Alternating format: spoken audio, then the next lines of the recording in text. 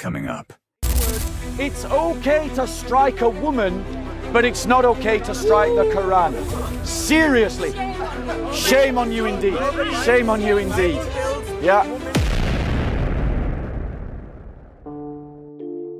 In this explosive encounter, a Muslim woman attempts to defend Quran 4:34, a verse that permits a husband to strike his wife for mere suspicion of disobedience.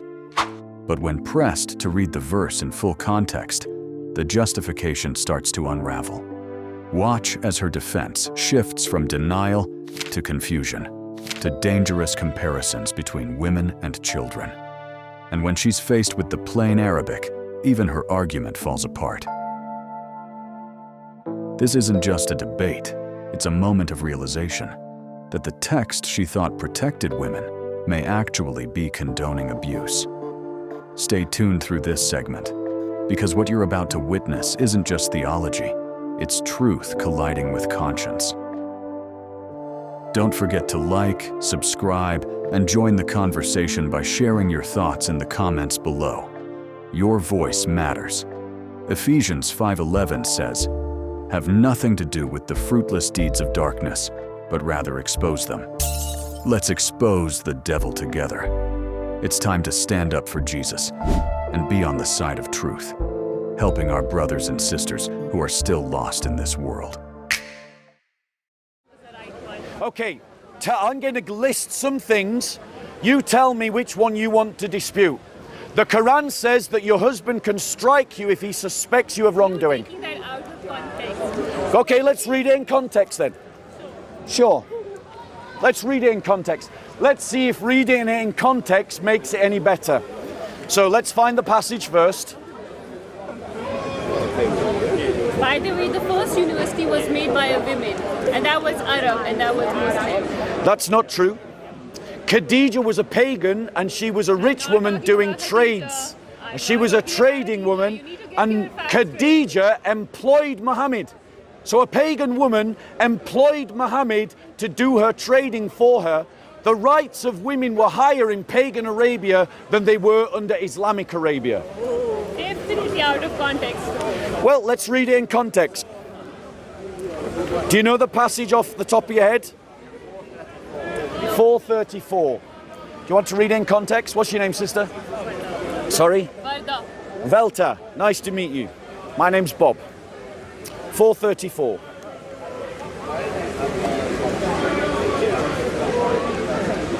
Right. How much context do you want to give it to? 4:34 apparently.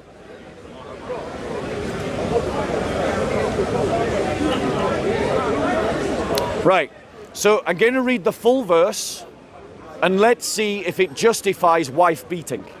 Okay, we're looking for a justification for wife beating. The full verse of 4:34 is this: husbands are the protectors and maintainers of their wives, because Allah has given one more strength than the other, and because they support them from their means. Therefore, the righteous women are devoutly obedient, and guard in their husband's absence what Allah hath given them to guard.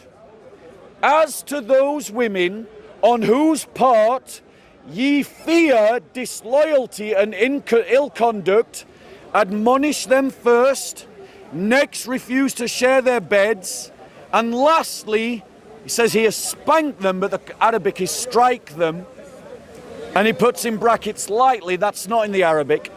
But if they return to obedience, seek not against them means of annoyance, for Allah is most high, great above you all. Is that enough context? Or do you want more context? No, I want more context. Where would you like us to read from? You choose how much context. Just wait. I'm just reading in my text. It's Nisa 34. Because, ladies and gentlemen, the sister is going to try and show us from the context that it is justified for a man to strike a woman because he suspects disloyalty. Not because he's proven it, not because he's established it, but because he suspects it. What a great legal system. You're guilty because I think you are.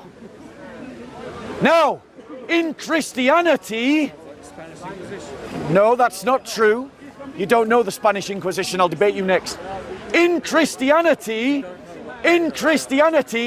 precisely because of the inquisitional courts, you had to provide evidence for an accusation.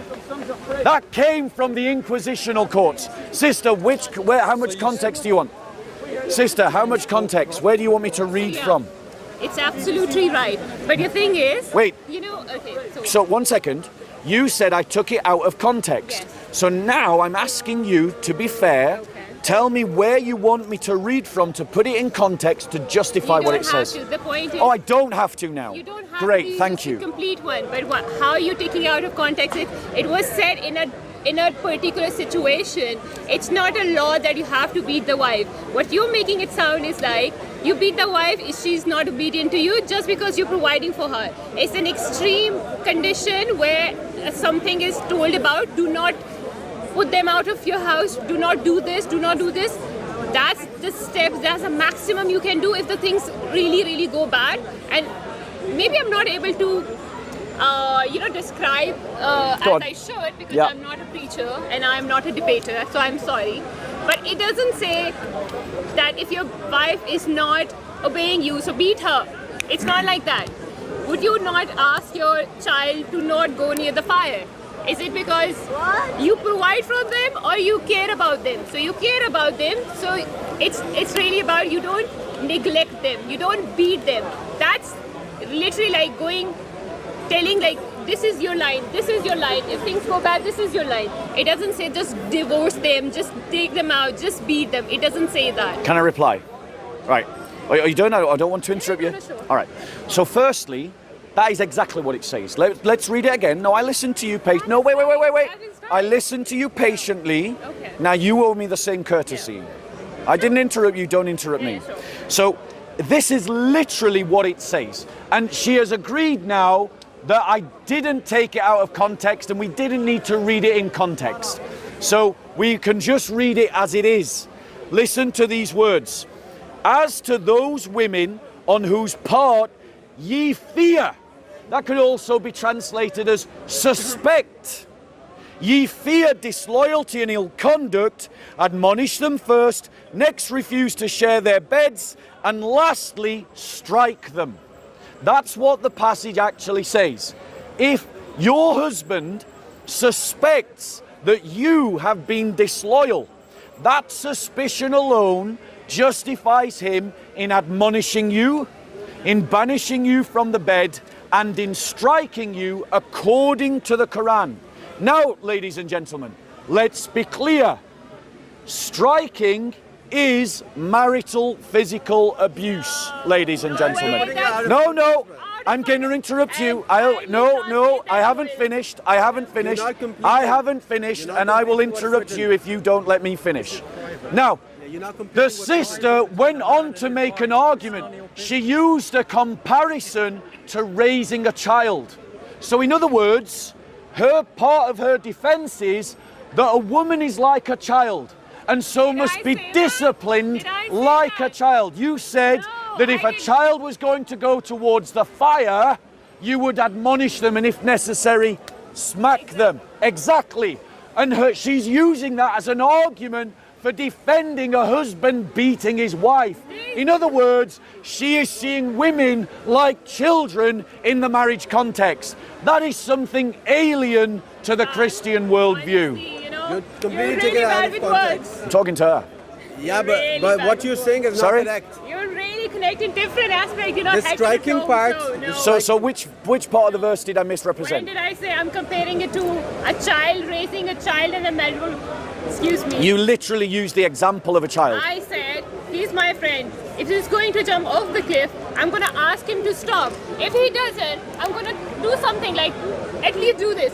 Striking, the word that's used for striking, is not like hitting. No, it is. It's striking. No, it's you not. need to check Yes, that. it is. No, You it's need to not. check No, that. you're the ones making it up. No. It's literally the Arabic. It's like striking a We donkey. have learned that. The same word is used in Arabic for striking a You donkey. can make it the way you want. No, People it's do not. hair to All you. of you can go and check Yes, it. they can, and they Yes. will, and they'll see you're lying.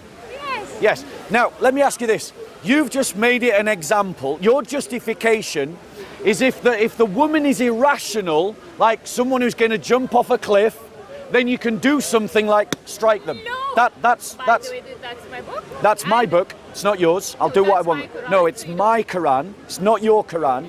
If you're an Islamic supremacist, go somewhere else. Okay. This is my Quran. Then- It's not yours. I'll do with it whatever I want. No, that's my Quran. So you need No, to it's not your Quran. First It's thing my is- Quran. so Do you you own need it? to respect Do you own it? religion first. Do you own it?